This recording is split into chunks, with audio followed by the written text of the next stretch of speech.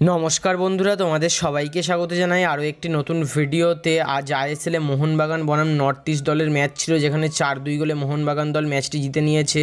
So প্রথমেই কিন্তু penalty পেয়ে যায় নর্থ ইস্ট, যেখান থেকে কিন্তু টমি জুরিচ কিন্তু গোল করে নর্থ ইস্টকে এগিয়ে দেয়।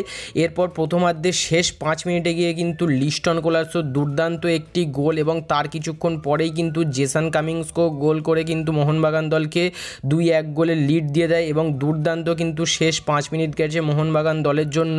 সো প্রথমার্ধ কিন্তু 2-1 গোলেই শেষ হয়। এরপর দ্বিতীয়ার্ধের শুরুতেও কিন্তু মোহনবাগান দল আবারও গোল খেয়ে যায়, অর্থাৎ ফলাফল কিন্তু 2-2 হয়ে যায়। এরপর গিয়ে কিন্তু 54তম মিনিটের মাথায় গিয়ে দিমিত্রি পেট্রাটসের কিন্তু দুরন্ত গোল, যেখানে কিন্তু জেসন কামিংসেরও কিন্তু হালকা দারুণ একটা টাচ ছিল, এবং খুবই ভালো কিন্তু গোলটা করেছে দিমিত্রি পেট্রাটস।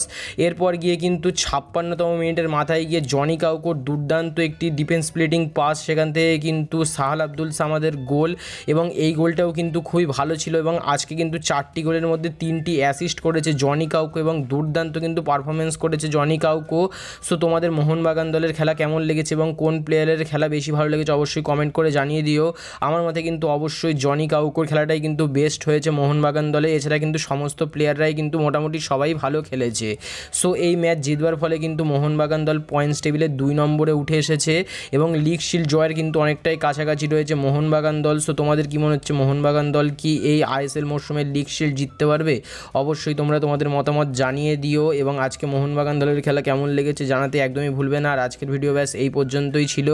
যদি এই ভিডিওটি ভালো লাগে তাহলে অবশ্যই ভিডিওটিকে একটি লাইক করে দিও, আমাদের এই চ্যানেলটিকেও সাবস্ক্রাইব করে নিও, কারণ তোমরা এই চ্যানেলে কিন্তু মোহনবাগান সহ ভারতীয় ফুটবলের সমস্ত আপডেট সবার আগে পেয়ে যাবে। সো আজকের এই ভিডিওটি দেখবার জন্য তোমাদের সবাইকে অসংখ্য ধন্যবাদ। Thanks for watching. Bye bye guys, by.